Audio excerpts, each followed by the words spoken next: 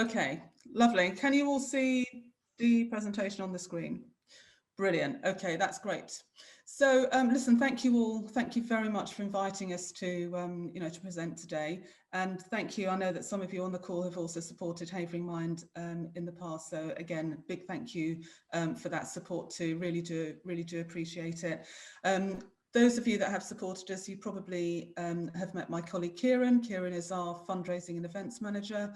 And he works with lots of local businesses and different organisations in a variety of different ways to support the work that we do. And one of the big things that we're doing at the moment is we have got a big garden project going on at the moment. Our offices are in Harrow Lodge Park, just behind where that new brand spanking new sports centre has been built. So we're in Harrow Lodge Park house there, and in the garden we decided that, I think as a result of the pandemic, we decided actually we've got a fantastic outdoor space here that we're not using very well. So we have literally razed it to the ground. We've taken out loads of trees, we've cleared everything, and we've got a couple of local businesses who have very kindly said that they will come and bring their labour and their tools and all of their resources and great minds to help us turn our garden into the most amazing outdoor space. So we've got a little plan put together, and we hope that by the end of July, we will have created a really peaceful, calm oasis, not just for our staff to be able to use, but more importantly for our service users as well, so that we can use that to have little spaces where people can have little outdoor meetings. We'll have an area where we can project onto a wall. So we're going to really use the space, extremely well. And what has been fantastic about it is that it's been a project that has involved many of our service users as well. So we've probably got every day somewhere between 10 and 15 of our service users who are now beginning to come back to the lodge after being in lockdown all of this time. So this is kind of, for many of them, this is their first kind of opportunity to be engaging and connecting and interacting with other people. And it's been outside, and the weather has been great in the main. And they've been feeling really useful and purposeful. So it's been a really exceptional project in so many different ways. We've got a few weeks to go, but I hope I'll be able to, or Kieran will be able to, invite you all down at some point. Maybe you could have one of your meetings in our garden. We've got a kitchen, so we can do some bacon baps or something as well for your breakfast. But maybe that would be a good idea to come down and actually see where we are and what we do. Some of you probably know also that locally we have a few events that go on each year. Last year we didn't do any events at all, but we are still hopeful and got fingers, toes and eyes crossed for good luck that we will be able to go ahead with our summer events, which is a music, a tribute fest and a family fun day, which will happen towards the end of August, fingers crossed. And also we've got our Havering Half Marathon, which should go ahead at the end of September, fingers crossed. And then in December, we have our Christmas Wonderland, which happens in the garden next to our offices. 2019 was the first year that we put on that event. It ran for 3 to 4 weeks through December, and we had over 13,000 people over the course of those few weeks come and see the light spectacular that we put up in the garden next to our offices. So we're hoping, again, if we're not able to do the summer events, we really do hope that we're in a position to be able to put on our Christmas event this year. So that's a little bit about what we do in the local community. Let me talk to you now a little bit about how we support people's mental health and well-being. So oh no, that presentation is not, here we go. So we've been around since about 1965, and we support people who are experiencing problems with their mental health and well-being. And we do that by offering a range of different services, and we help through those services, we try to provide people with the tools that they need. We want to empower people to be able to manage their own mental health and well-being better. Our aim is really to try to help relieve poor mental health and to promote positive mental health, not just for the individual, but for the individual and their family, for the individual and people who look after them, and for the individuals and people within the community. So we try to look holistically about what we're doing. We want to be able to engage and connect and support not just one person at a time, but everybody else within their support system as well. And we feel that it's really important to do that because that helps people build their own personal resilience. If they've got more people on their side and they've got more people understanding and supporting them, the more resilient and confident they can be about going about their business on a day-to-day basis within the community. So we try to improve people's well-being. We have a variety of different services or activities that are physical, that are outdoor. We work really hard to make sure that people around this term social inclusion, and I think we've realised this even more through the pandemic, just how isolated many people within our community are. And when we had to stop our services, our face-to-face services, it was a big loss to so many people that do use our services. Through the pandemic, we were probably supporting somewhere in the region of about 500 people on a weekly basis via one-to-one Zooms, group Zoom calls, telephone calls, texts every week, just to make sure that people were actually okay, because we were really conscious that people were isolated and weren't having that opportunity to be included in things within their community. So social inclusion for us is a big deal. We try to help people improve their self-esteem. Again, that's through empowering them and giving them the tools to be more resilient. And we help them and people surrounding them to understand mental health, to understand the importance of being healthy, not just physically, but mentally. And we do that by helping people with better coping strategies for the things that are affecting them. So during 2019-20, we saw a big spike in the work that we were doing. We supported 1,764 people, and that was a growth of 27% on the year before. We're still just trying to pull our figures together. We've had a crazy year, as you can imagine, and we haven't got our final figures for 2021 as yet, but we know that growth trajectory was still in that direction. So it will have increased again on top of that 27% increase we saw on the previous year.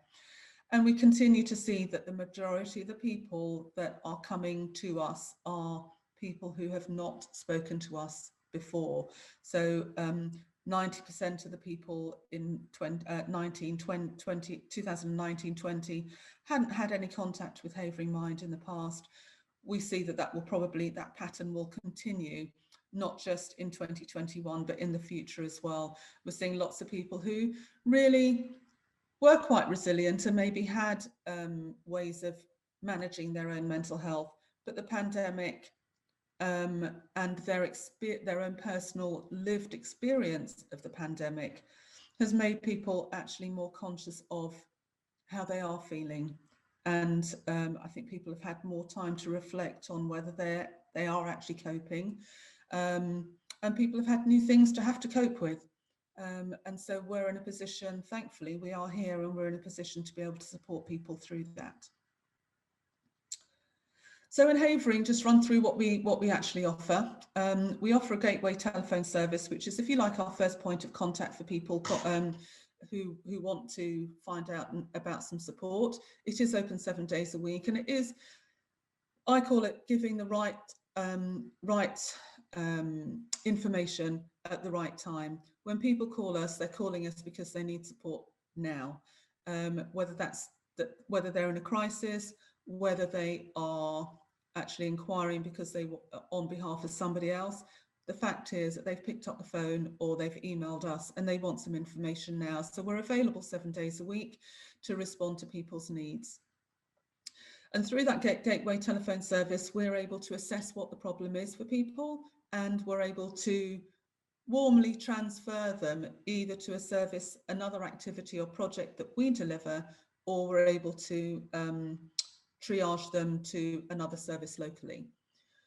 One of our services is called Live a Better Life, the Live a Better Life programme, which is a 10-week programme that people are able to engage with, and it provides them with a whole range of different tools, from cognitive behavioural therapy through to nutrition, through to physical activities, mindfulness, a whole range of different pick and mix activities that people can engage with over the course of 10 weeks. And we assess people's mental health and well-being at the beginning, in the middle and at the end, so that we can see the journey that they've been on during that time, and hopefully by the end of 10 weeks they've moved further towards their own personal goals.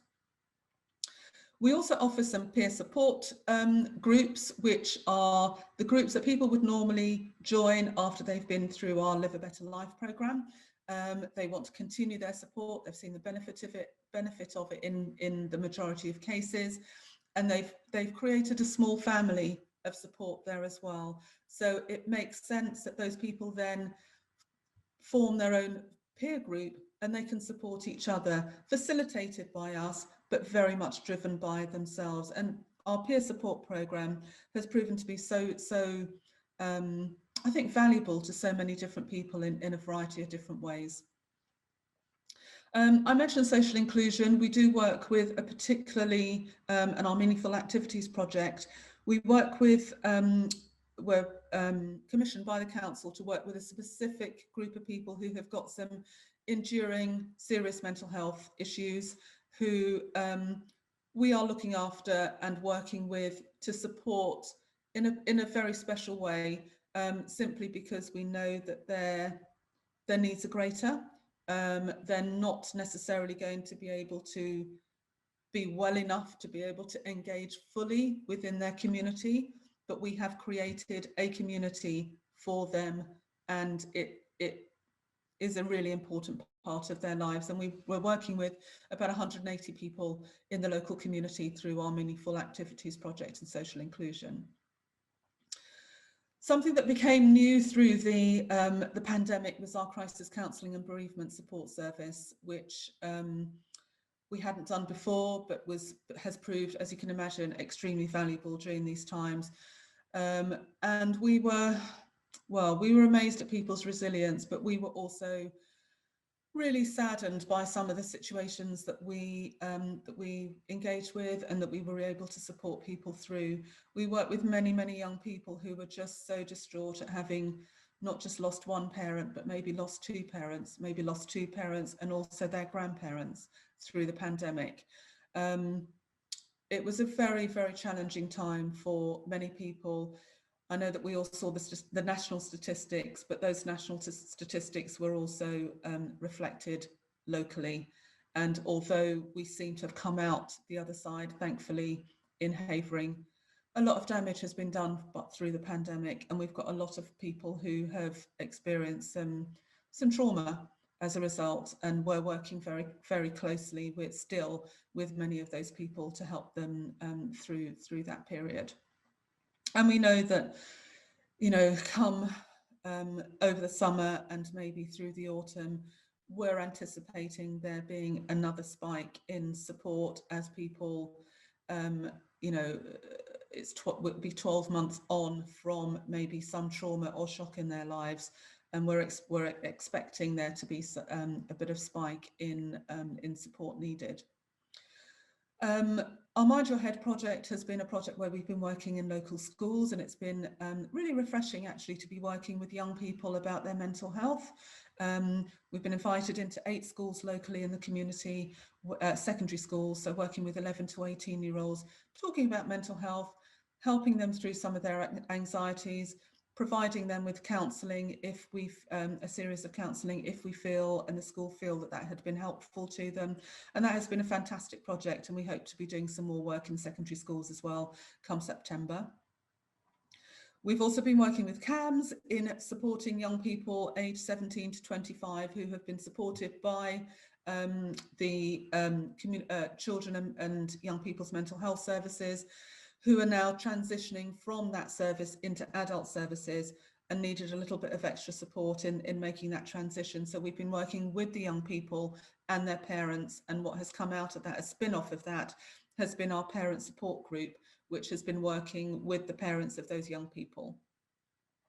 Our Reconnections programme is working with many of our service users who have found it very difficult now to, although restrictions have lifted in terms of COVID, we're working with people who are finding it really difficult and anxious about coming out of their homes, even though it feels safer to do so. So we are now doing welfare checks, welfare doorstep checks on people. So we've got 3 of our staff are actually working in the community, basically knocking on doors and making sure that our service users are okay, checking if they've got any anxieties about taking their COVID jab, trying to help them through that process, take them to get their jab if that's what's required, just making sure that they're doing okay and trying to find simple ways of encouraging them to maybe come back and engage with their local community.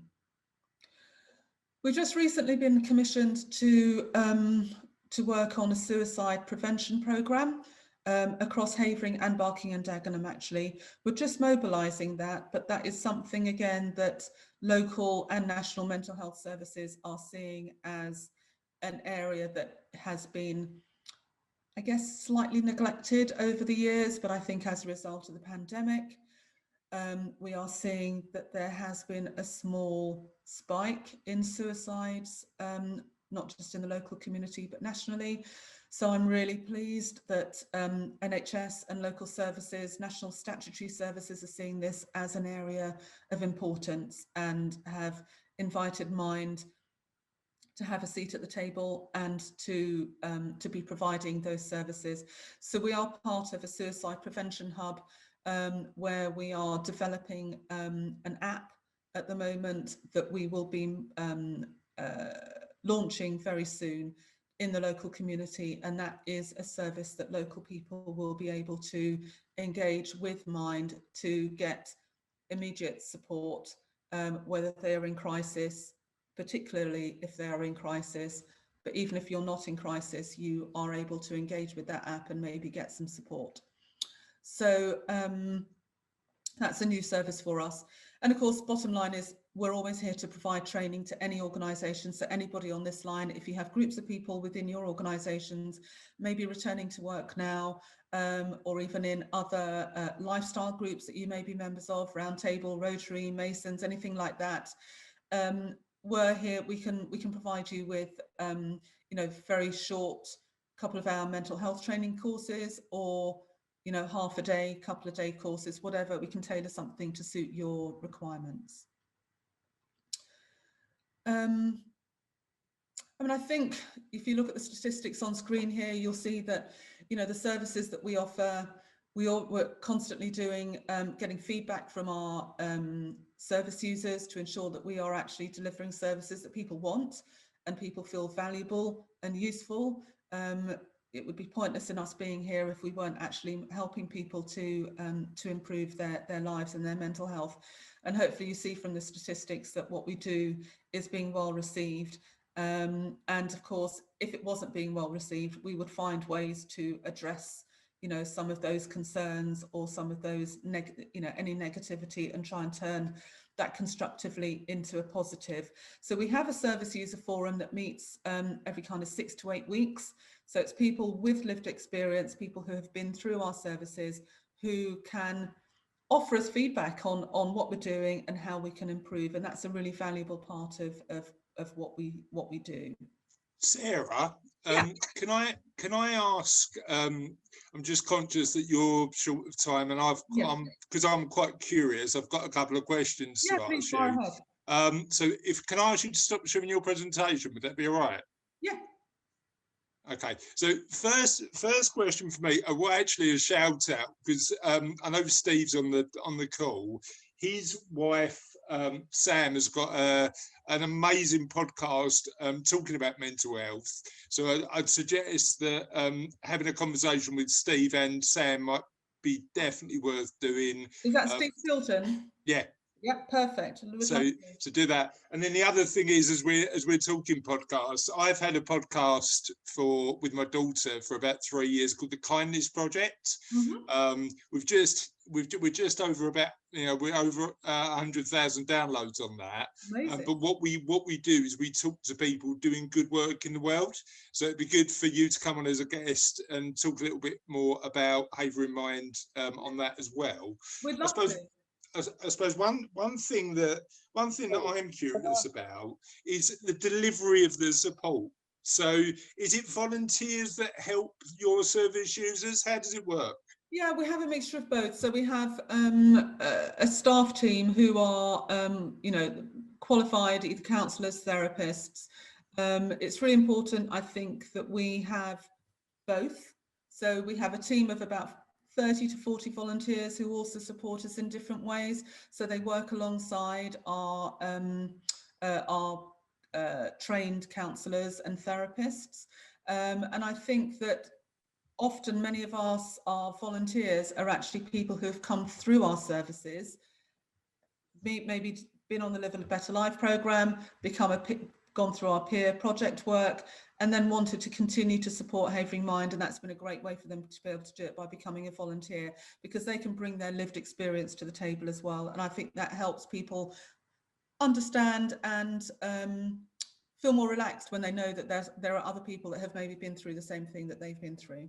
So yes, it's a mixture of both. And I think the other thing is as well is that conversation about mental health has become a bit more open over the past probably couple of decades. How have you found that?